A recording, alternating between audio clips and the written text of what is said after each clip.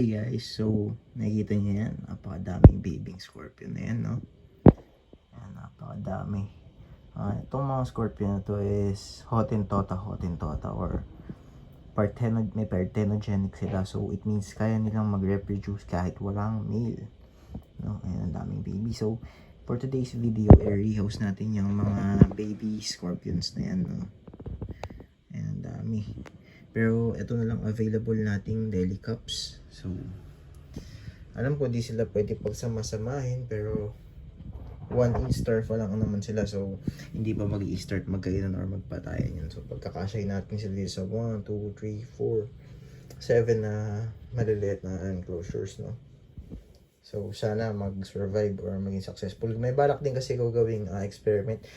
Bala ko tignan ko magsusurvive sila. Kasi may mga nabasa ako sa internet na ito daw mga uri ng scorpion na to is kaya mag-survive ng communal. So ito try natin. May nabasa ako na kaya mag-survive ng communal basta hindi sila magugutuman. So titignan natin kung legit yun, no? Dito sa mga medyo maliliit, dalawa-dalawa. Ayan. Tapos dito naman tatlo-tatlo. Tapos yung mga matitira, dito na lang lahat. Kasi wala lang talaga tayo mapaglalagyan, no? So yeah, try na nating ayusin. So yeah, mag-start na tayo, malipat sila, no? Ito muna, unahin natin yung maliliit na enclosures. Tignan natin kung magagawa natin ng paraan. Ito, kung makikita nyo, ayun, super liliit nila.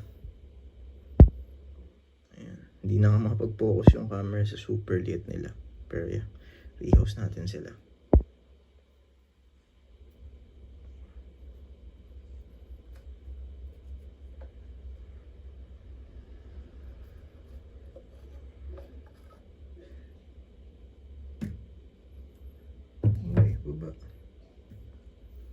Wait lang, matagal na process to. So ano na lang natin, ano ba tawag dito?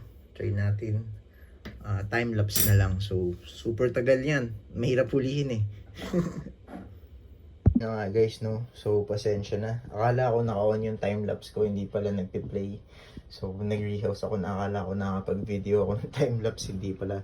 So sorry, hindi natin na-videohan yung pag-rehouse. Pero ayun na, nailipat na natin sila. Ayan, ayun na sila. Ayan, ito yung iba. So, ito si Mommy Scorpion, no? So, baka mamaya may magsabi bakit hiniwalay pa natin sa mother yung mga scorpions. Para lang po sa kaalaman ninyo, uso po sa species nila yung cannibalism. So, basically, baka mismong si Mommy Scorpion pa po ang kumain sa mga babies, no? So, mas maganda na rin inihiwalay natin sila.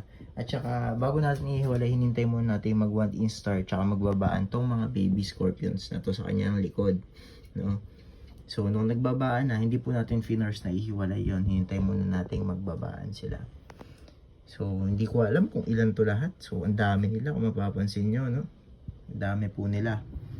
Ito pa iba. So, hindi natin alam ilang pieces sila. So, pag nabuhay natin, hindi natin alam kung anong gagawin natin sa kanila. So, try nating palakihin sila. And for sure, itong mga tong nanditong onti lang, magta-thrive yan. Ito, I don't think kung magpapatayan sila. Pero tatry ko, gusto ko mag-try ng communal. Baka mamaya pwede sila talagang communal. Kasi may nabasa ako na basta hindi sila nagugutom, pwede silang communal, no? So, i-try natin yun. Baka gumana naman. Kasi maganda silang i-communal eh. Magandang tignan yung maraming scorpion. Maganda tignan yung sama-sama sila, no? So, ayan. Ayan, super liit nila. Or, iparapol kaya natin. Char, parapol natin, no? Pag nag 1,000 followers tayo sa TikTok tsaka sa YouTube. No? Pwede. Ito si Mommy Scorpion na. Ayan na siya. So yeah, successful rehouse to ng mga baby scorpion, no? So hanggang dito na lang guys for today's video. Yan si Hellboy, kala niya pagkain na naman. So thanks for watching guys, bye bye.